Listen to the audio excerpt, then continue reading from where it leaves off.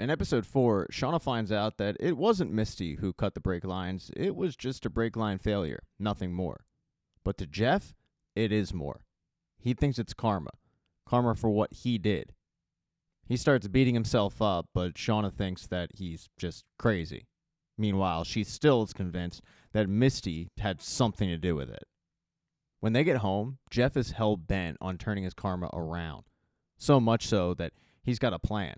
He's going to donate items to charity. He's going to find a missing cat in the neighborhood that's been missing for 2+ years. And the coup de grace is some volunteer work, which just so happens to be at the old folks' home that Misty works at. And Shauna, who gets dragged along, didn't realize that Jeff had signed her up for the place where her friend that she just got into a very heated argument works at. Of course, Jeff didn't know this either. Tells Shauna, what are the odds we even run into her? But they run into her very quickly. Misty storms over to the car and wants to know exactly why Shauna is there, and her and Shauna get into a verbal spat. It accomplishes literally nothing. Petty insults are traded back and forth until finally Misty just leaves. Shauna and Jeff then head into the old folks' home to do that volunteer work, and Jeff is loving it. His buddy Randy has to also do volunteer work, but that's more court mandated. And let's just say Jeff is more of a hit than Randy at this place. Meanwhile, Misty is walking around the grounds trying to avoid both Shauna and Jeff when she sees a resident who has a blank piece of paper, and she feels like that's got to be from Walter. She asks the resident, hey, has Walter been here? But the resident says, oh no, that's for my letter to the controller. Misty, however, does not believe it. She immediately starts looking for clues. She hasn't heard from Walter since she kicked him out, and she feels like this would be a very Walter-like thing to do. She, however, finds nothing. She then heads to the kitchen where she unfortunately does run into Shauna, and the petty insults continue. Shauna's still feeling like Misty had something to do with the brake line, and Misty demanding an apology because she tells her, I had nothing to do with it. Not only that, I saved you. Just like their conversation outside, this gets nowhere to the point where Misty says, you know what, I can't be around this. I got to walk away. She heads out with that blank piece of paper in tow, and she leaves for the day. Shauna, meanwhile, who was working in the kitchen, has to go into the freezer when she gets locked inside. Right away, she starts banging for someone to let her out because, it's a freezer. And then she's visited by the ghost of Jackie. Jackie starts pestering Shauna, telling her that she's all talk. She never actually does anything. She just hurls accusations. That's always been her thing. Shauna tells her, can you just leave me alone? But Jackie says, no, I'm the most interesting thing about you. I mean, after I died, did you become the person you finally thought you would be, or did you become this? Finally, though, Shauna is let out by Randy, who heard her banging. And once out, she storms up to the nurse's desk and says, where is Misty? She just locked me in a freezer, only to find out that Misty left hours ago. So, in a way, Jackie was right. Shauna continues to hurl accusations, and yet she's wrong. When she finds this out, she leaves. She's sick of Jeff's little karma crusade, so she decides to put an end to it by heading into the city and adopting a cat that looks like the cat from the missing cat poster. You see, that cat's been missing for 2 years and everybody knows it's dead. Shauna feels like the family won't know. But when she gets home, Jeff says, yeah, that's kind of messed up. I mean, you went and adopted a cat to lie to the family? He does realize, though, that Shauna at least made an effort, so he gives her an A for that effort. Now, over with their former house guest, Lottie, after she got kicked out, she also headed into the city, but she went to the bank. Seems like she closed out her accounts, and as she was leaving, she got a phone call from Thaisa. Thaisa asked her, Lottie, that night in the ambulance, you told me in Van that it was pleased with us. You said, we'll see. What did you mean by that? But Lottie has zero recollection of ever saying this. Ty gets really frustrated at Lottie, and she says, what do you mean that you don't know? But Lottie doesn't feel like dealing with it, so she tells Ty, yeah, I gotta go, and she hangs up. With no help from Lottie, Thaisa has to turn to plan B. It's an idea that Van thinks is stupid, but Ty says, well, if nothing comes of it, then fine, but if something does, then at least we get an answer. And that idea is to buy a pack of cards and put the Queen of Hearts on the ground and see if, quote, it chooses somebody. So they do that, and they sit, and they wait, and they see if anybody walks by and picks it up. And it takes a bit, but sure enough, some guy walks by, he sees it on the ground, and he picks it up. And to that, Ty and Van follow him. They follow him all the way to his apartment. They go to the door where the mystery man walked in, and Ty looks, and it's unlocked. She feels like it's a sign. Thaisa starts to go into this man's apartment to, I guess, sacrifice him, but Van stops him and says, I can't let you do this. And Ty tells her, I don't want to, but I need more time with you. I need you to live. To which Van tells her, I want to live, but not like this. Screw the wilderness. Can we just enjoy the time we have left?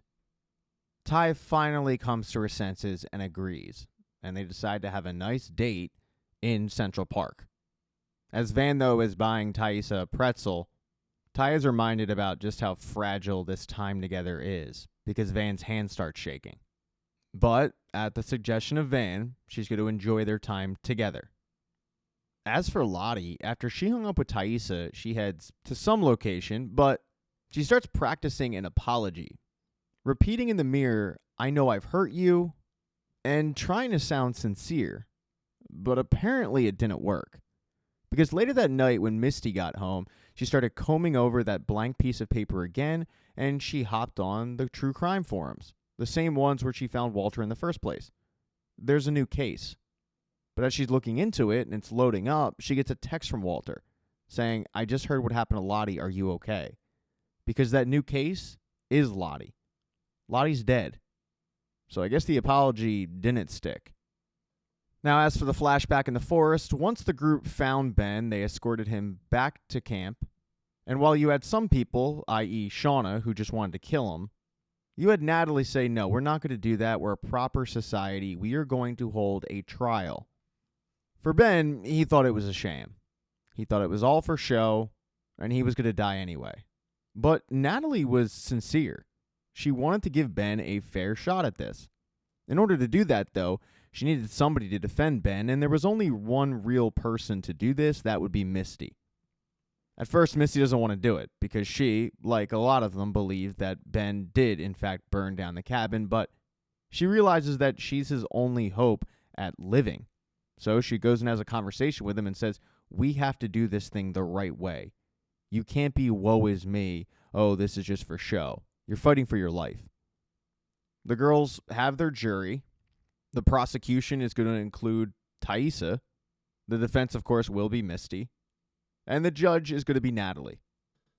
This kind of mirrors the OJ case in a lot of ways, with the prosecution just thinking that this would be a slam dunk case. Thaisa not really putting her best foot forward.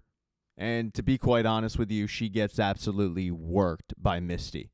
I mean, Misty defends Ben brilliantly, pointing out that it could have really been any of them to burn the cabin down.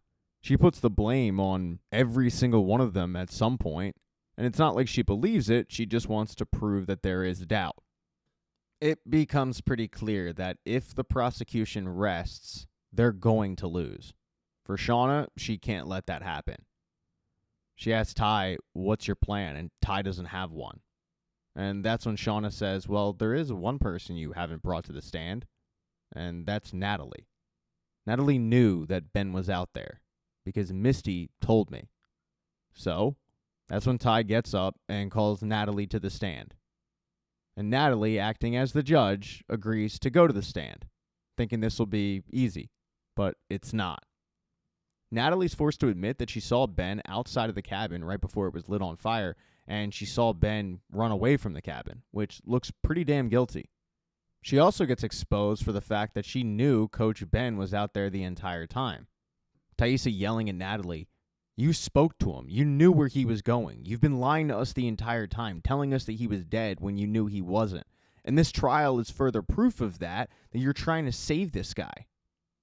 Natalie tells the group, yeah, I knew that he was leaving, but I figured we could let him leave in peace. He wasn't any threat to us.